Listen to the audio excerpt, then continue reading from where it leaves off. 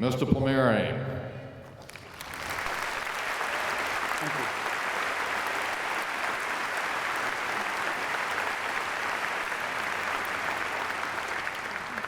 There's a lot of people in this room. How you doing? Come on.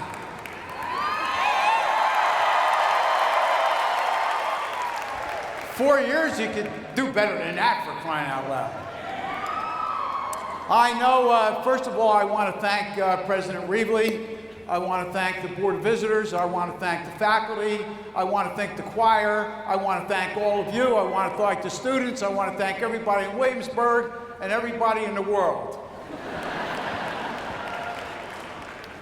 This is cool, you know? This is really a big deal, and I know what you're all thinking. You got 20, 25 minutes, 30 minutes, I don't know, an hour, whatever it takes between you and your degree is me. The insurance guy. How did it all come down to this? I want you to know when I arrived on this campus in 1962, I was a rare Italian-American. Matter of fact, I think I was the only one. I looked like a combination of Fonzie and John Travolta in Grease. You know, I was cool.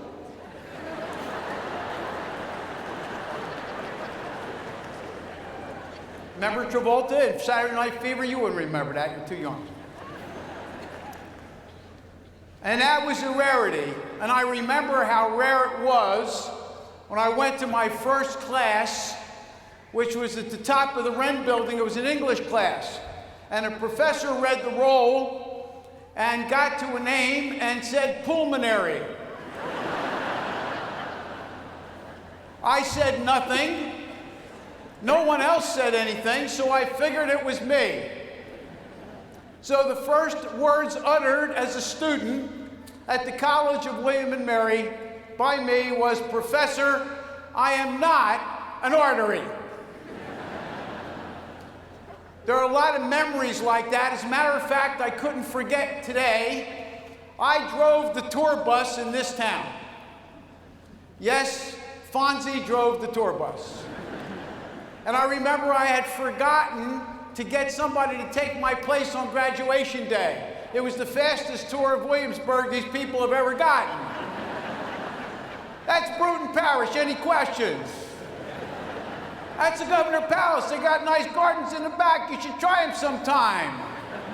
That's the Williamsburg Inn. Any questions? I got to go graduate. And as I got off the bus, they gave me a standing ovation. I want you to know that this place is like lots of memories to me, and there'll be a lot of memories for all you. There's thousands of them, especially because we are in the midst of a rich tradition in this wonderful place called the College of William and Mary. One of the issues, though, that you have with tradition and memories is that they can be your jailer, because if you live by tradition, then you can stay back in the past. If you build on tradition, you can become not a school or a bunch of people steeped in memories, but one of dreams. Today is a day of dreaming.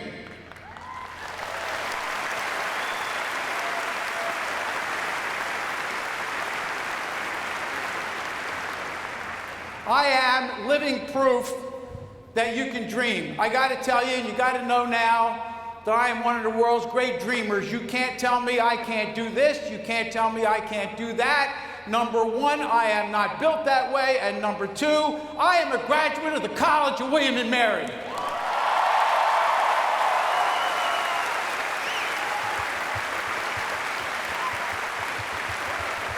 Yes. Does that make you feel good? Damn right. What I want you to do from here is not worry about the future. I want you to go after your dreams. I want you to go play in traffic. I want you to make things happen. That's right. Nothing's going to happen unless you go play in traffic, and don't be afraid of playing in traffic. Do things, take some risks, whether they be personal risks or they be risks that you feel you need to just put yourself in place to be able to get your dreams to be fulfilled. There was a guy in 1989 who, in Tiananmen Square, called Tank Man, who stood in front of a tank and faced it down because he was defiant about his own future and his own dreams. There was a guy recently called Wael Ghonim, who was an Egyptian, who was an executive for Google. And he used Facebook, something very modest, to be able to put the picture of a beaten Egyptian called Khalid Said, so that everybody in Egypt could look at the Facebook page and see the man beaten, and he started a revolution. These people went out and they did things because they had a desire to make something happen. They had a desire to make a difference. They had a desire to make the world better because they wanted to change things. When I graduated from here, I had no idea what I was going to do. None. Maybe I was going to be a football coach. Maybe I was going to be a teacher. I was going to go to law school. And I wind up registering for my first year of classes, and my last class was over at noon. As you can see, I'm not bashful. So I went to find a job with a law firm, and I thought if a firm had 3 names, it was a law firm. Dewey, Cheatham, and Howe, something like that. So I'm knocking on doors because I got a lot of energy and I got a lot of enthusiasm, and I get to Carter, Berlin, and Weil. And I said, I'd like to see somebody about a job, and they said, go down the hall and make a left and ask for Mr. Weil. I went down the hall, made a left, asked for Mr. Weil, and he said, what can I do for you? I said, I like to learn the law. I'm going to law school in the morning. I like to learn the law in the afternoon and start my meteoric rise to the top. He says, that's outstanding. Well, what makes you think you do that here? I said, this is a law firm. He says, no, it's a brokerage firm.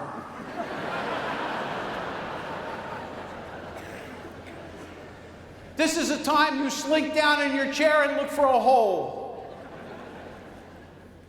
So I put the paper over my face and I started to apologize and walk out. He says, no, I like you. You got moxie.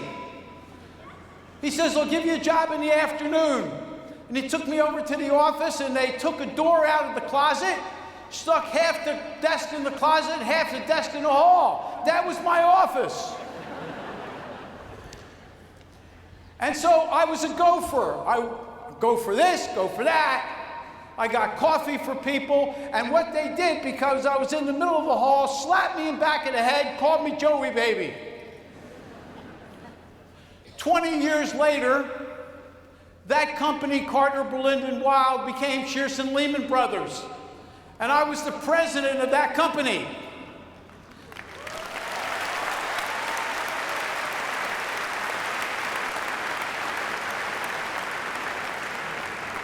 And I remember 20 years later, every one of those dirty son of a guns that hit me in the back of the head.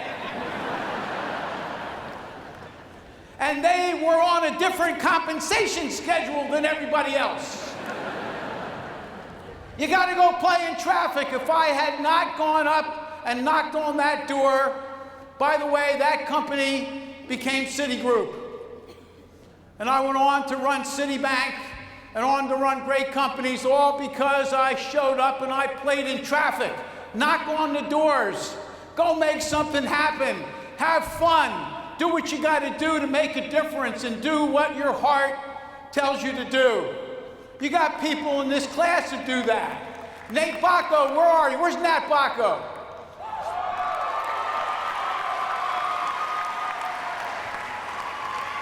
Nat, man's from Ghana, all the way over there. This is fantastic. You're from Ghana, I'm from New Jersey. We got a lot in common.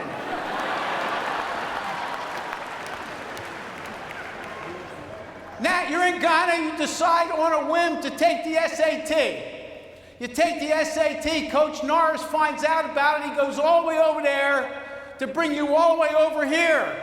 And because on a whim you take a test you don't have to take, And because of that, you play 4 years for the Tribe.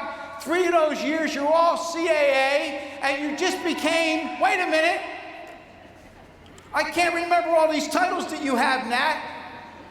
You are the Senior College Men's Scholar All-American National Player of the Year.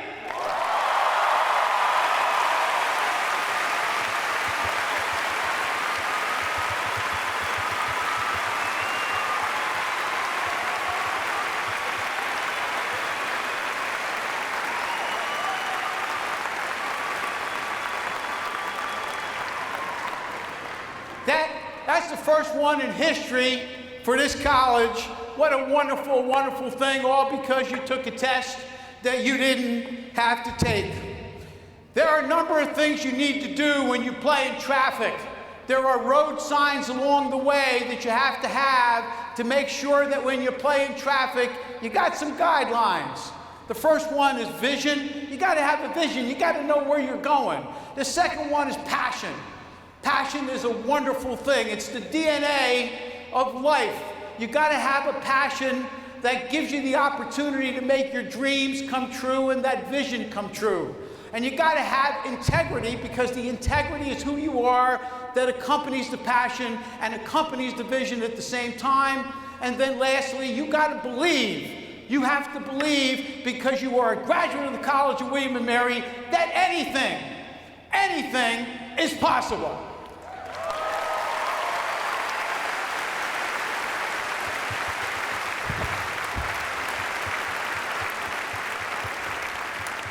My father was my best friend. My father loved me and I loved him, and he sat where you parents are sitting today, and with such pride. I can remember that like it was yesterday. My grandfather immigrated from Sicily. My father had a lot of passion, and he gave me that passion. There's no way you can out-heart the man. When he was almost 80 years old, he had a quintuple bypass, and he decided that our hometown of Trenton, New Jersey needed to be rejuvenated. Somebody needed to bring pride back to Trenton, New Jersey. It was a result of urban blight and all of the problems that you have in urban cities these days. And he thought that one of the great ways to do that was to bring a minor league baseball team to Trenton. And he called me after he had the quintuple bypass, and he says, "I think we ought to buy a baseball team." I said, "Pop, you just had an operation, you want to buy a baseball team?" He said, "We got to buy a baseball team. We got to rejuvenate the city. We got to rejuvenate the neighborhoods. We got to do what's possible to make people's dreams come true." I said, "You can't do that. You got to get $16 million to build a stadium. Nobody's going to give you that. They don't have housing." He went on radio, television. He stirred up an entire community to get them so involved that the pride can come back to the city. I got a call from him. He says, "I got them to give me $16 million for a stadium. Will you give me the money now?" I said, "You still don't have a team." I'm trying to talk him out of it because he's got a bad heart. I says, if I get a team, will you give me the money?" I said, "I promise you, I will give you the money." He calls me weeks later, but before that, George Steinbrenner, the owner of the Yankees, called me. He says, "Are you related to Sam Plumeri?" I said, "Yes, I am, George. What's the problem?" I said, "It's my father." He says, "Tell him to stop harassing me."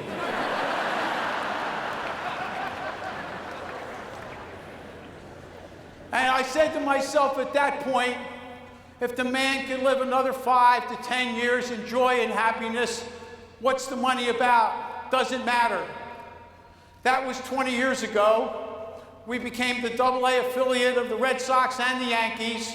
All along the waterfront, where there used to be a garbage dump, is now a stadium with commercial parks, marina, restaurants, where people are enjoying themselves because an 80-year-old man had a vision, because the man wanted to do something to make a difference in his life.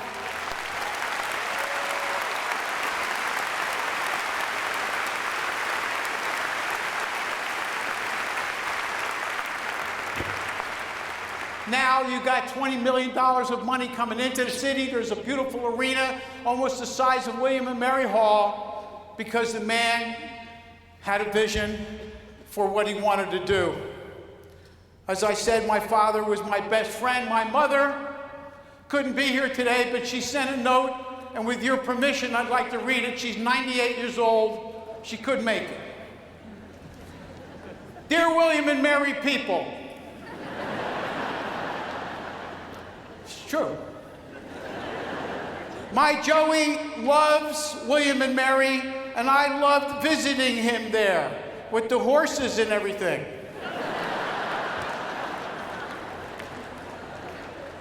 I miss it. Thank you so much for honoring him today and letting him talk. He is a nice boy, Josephine Plumeri.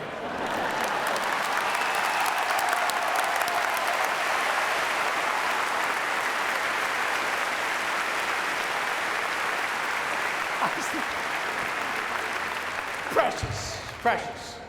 She is represented by the thousands of proud William and Mary parents that are here today.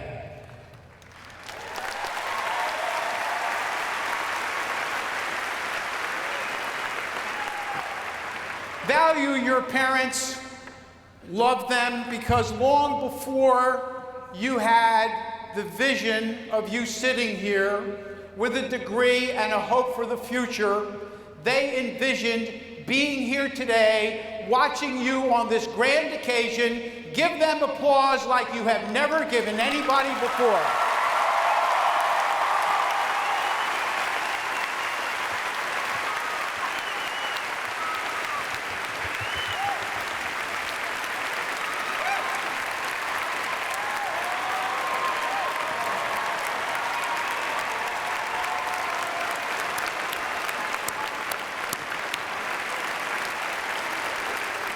There you go.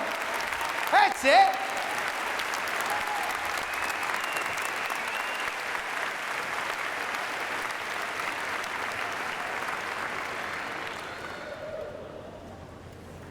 You know, this vision thing's an important thing. That's what I want you to do. You do this once. You got to remember. You got to get off your banana there. Get up. Where's Michelle Maniqua? Michelle Maniqua, where are you? You up there in the cheap sheets? Where are you? Michelle, there you go. Hi, Michelle. How you doing? Michelle Maniqua was born in Zimbabwe. She comes over here, grows up here, but she has a vision, and the vision that she has is to be able to help people and become a doctor. And she hooks up with the faculty here, mainly head of biology department, Elizabeth Allison, tells her you can get scholarships and grants, and with those scholarships and grants, you can then go on to go become a doctor, because your vision is to help people. When you become a doctor, you are one of 15 Merck scholars in the world, and you are a wonderful person who has a vision.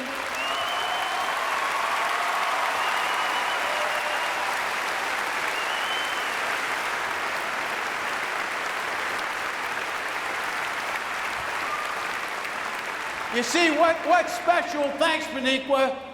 I wish you all the best. Become a doctor. Tell me where you are. I might need your help.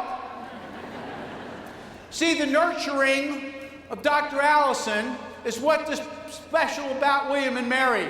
This isn't an institution. This place is a cause. This place is about two hearts being joined together so people can help each other. Like Dr. Allison and Maniqua, it's a faculty student thing where people help each other and they feel close to each other so that they can bond to make dreams come true. So I think it's really important. I know you said thank you to the faculty earlier, but I don't think it was the standing ovation they should get, because these people are really good. They come every day to be able to nurture your heart, nurture your mind, so you can become special and do the things you need to do in the years to come. Give them a standing ovation.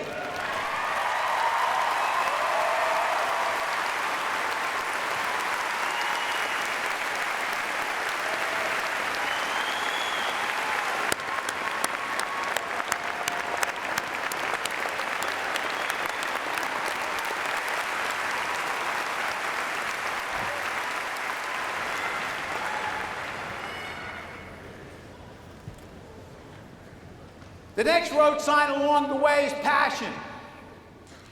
If vision is where you're going, then passion is the commitment to get you there, and that's the second big sign along the way. When I attended here, compared to today, there was very little technology. Didn't have technology, but the place had heart. Has it then, has it today, always will have it.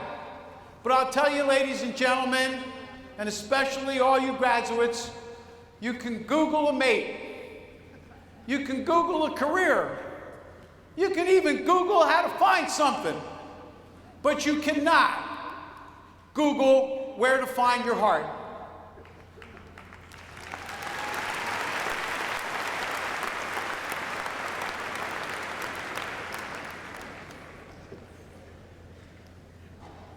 I want all of you to find what that passion is.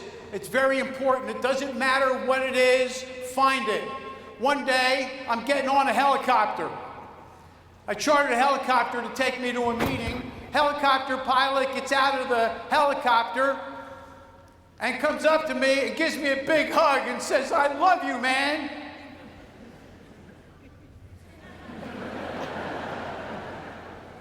So I get in the helicopter, I put the earphones on, and I can't wait to find out why this man loves me.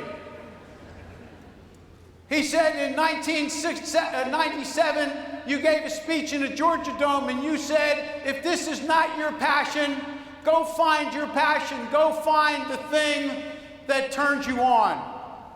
Go find what makes you happy. He said, after that speech, I went out and I decided that I wanted to own my own helicopter, and I wanted to have my own helicopter business. And today, Mr. Plumeri, you are flying in my helicopter.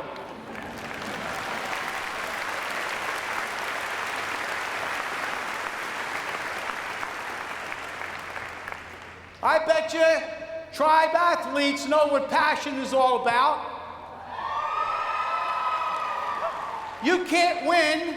Last year, we won the title in soccer, cross country, and football.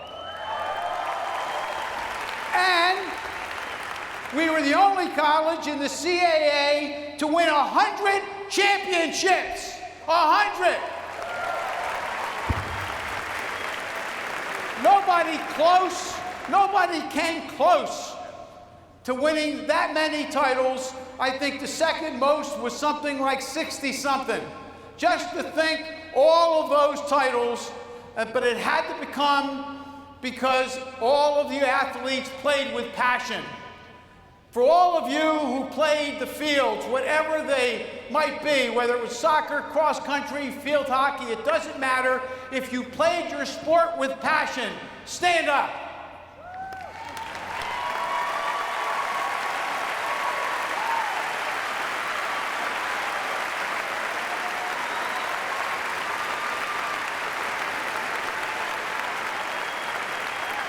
Stay up, stay standing.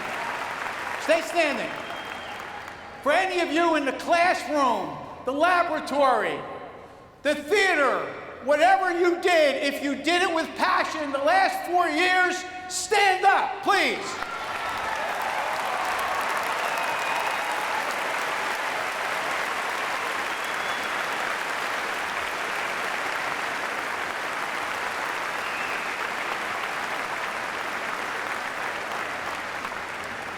Stand up. Ladies and gentlemen, that is a tribe.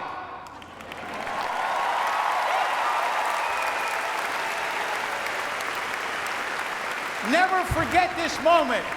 This is a tribe all banded together in the pursuit of excellence, the pursuit of passion, and understanding at all times that you're all joined together as a tribe forever because you share the same passion. God bless you.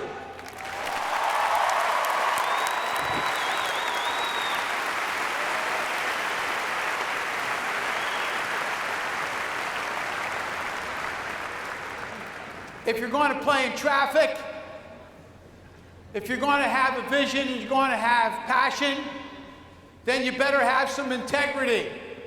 The world's lost a little bit of that integrity. It's important. It's one of the road signs. 10 years ago, I was asked to run a British company. Fonzie was asked to run a British company. They said to me, "You can't do that. You're too enthusiastic." They said that you're going to blow these people away. They're not going to like you. They said your style's too overwhelming. The day I was first announced in the old Tower building in London, the previous chairman who was leaving said, "I'd like to introduce you to the new chairman and CEO of the Willis Group, Joe Plumeri, who has no international experience and knows nothing about insurance." And the guy was sitting to give his going away speech, and he asked me to sit next to him. When he introduced me, I got up from behind the table and I attacked the audience. 200 Brits. Ah! I said to them, there's going to be a dawn of a new day. Willis Group is going to be great. One day our stock price is going to be $30, $40, $50 a share, and everybody will feel proud of being a member of the Willis Group. And I'm stomping up and down just like this. And they think I'm nuts because there is no stock. We were a private company.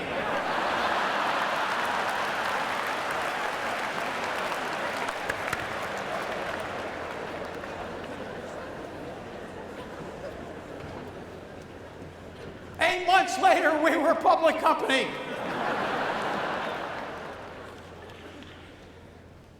KKR, which was run by Henry Kravis, hired me to do that job. 8 months later, the stock was 13.5. He bought it for $2. They loved my enthusiasm then. I got to tell you something about enthusiasm and integrity. Integrity is about being who you are. Don't be anybody else. If you're Joe Plumeri and you're enthusiastic and you're excited about life and you're passionate, be that person. I have never heard anybody ever say to me, "I hate your enthusiasm, it's driving me crazy." And the positive attitude, would you stop? And stop saying to me, "You're doing a great job." You pat me on the back all the time. You tell me I do a great job. Please stop it. Whether it's China, France, Los Angeles, South America, it doesn't matter. One's enthusiasm for who they are and enthusiasm about life is a common bond that all of us share. It's called integrity. Be who you are. Be truthful to yourself. And you will never go wrong if you forget. Don't forget what that road sign is all about.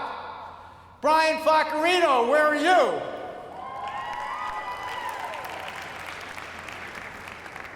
Congratulations, Brian. Brian, I hear that on breaks you went to some really exotic places. Right? A little bit exotic places. What kind of places did you go to? Nicaragua, Honduras, Romania, Haiti, tomorrow, other kids here. So you went on these trips to be able to do some good in these countries. Haiti, Nicaragua, places like that can get you sick. Right? Like, do you take malaria shots and all that kind of stuff? Right now. You're on a malaria right now. You took a malaria shot. Sit down, please. Don't. No, I'm kidding. You see, the integrity about him is that he does, along with a lot of you, what needs to be done to satisfy who you are. And you take those trips despite the fact that there might be some diseases because you want to be true to what your commitment to life's all about. And I'm told by a lot of people that you pulled a lot of all-nighters in a library, let the cleaning people in. That's not my thing, but you should tell your boss when you get a job that's what you did, because they'll love that. Congratulations, Brian Faccarino.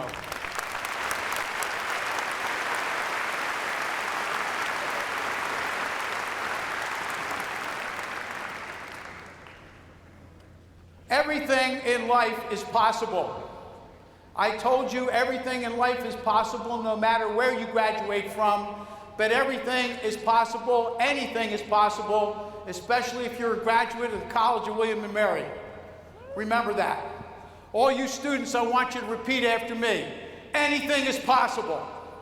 Anything is possible. Anything is possible. Anything is possible. Anything is possible. Anything is possible. 2 years ago, there's this big building in Chicago called the Sears Tower. You heard of it? It's the tallest building in the Western Hemisphere. I told people I'm going to rename it the Willis Tower. Fonzie's going to rename it the Willis Tower. They said to me, you can't do that. It's impossible.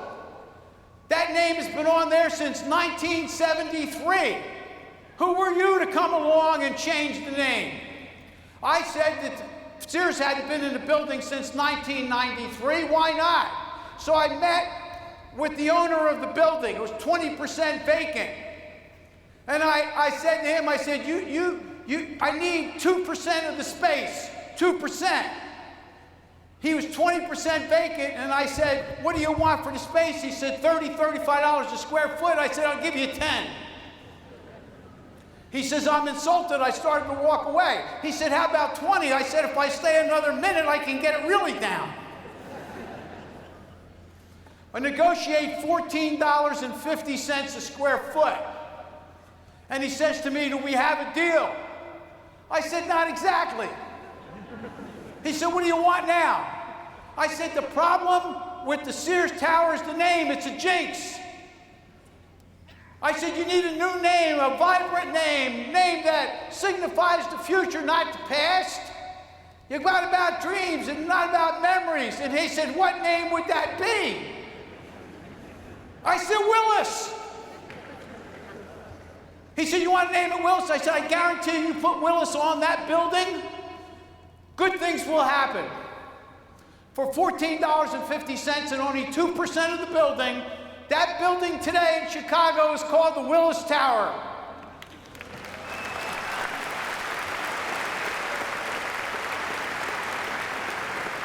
When we dedicated that building, I was on the evening news with Brian Williams, and he said to me, how, Joe, after so many years, it was called the Sears Tower, how did you get him to change the name to Willis? And I looked into the camera, and I said, I asked.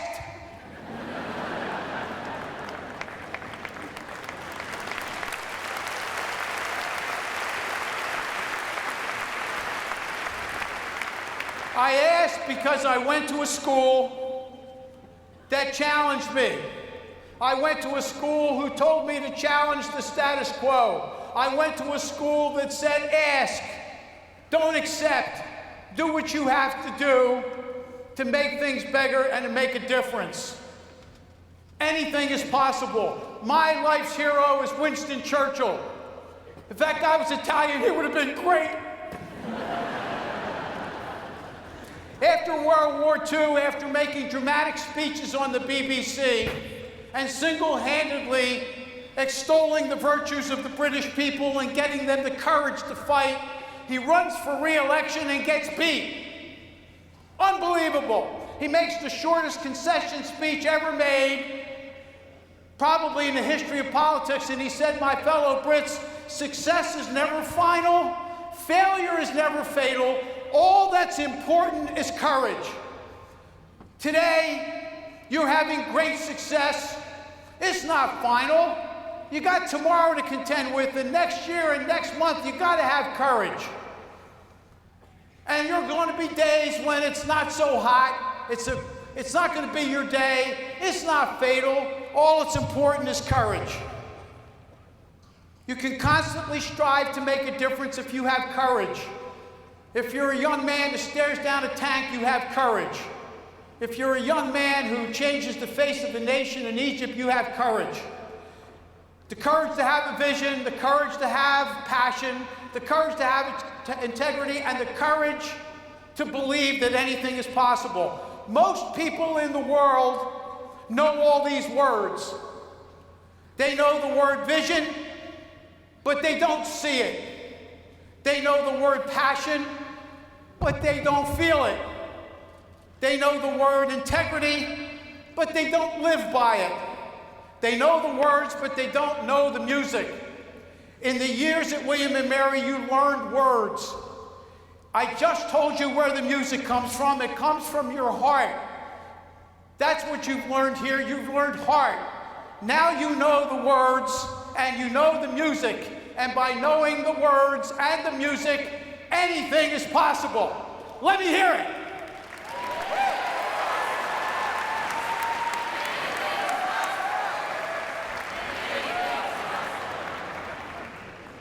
There are ready, set people, and there are ready, set, go people. The ready, set people ponder, analyze, calculate, and they never jump. The go people are the people that make things happen. For all the years that you've been here, you've been yelling, why? Go Tribe! Let me hear it. Let me hear it. Now you know why you've been yelling Go Tribe for all the years that you've been in here, because you are the go people. You are the people that will make a difference. Go out and make something happen. Play in traffic. Go Tribe! God bless you.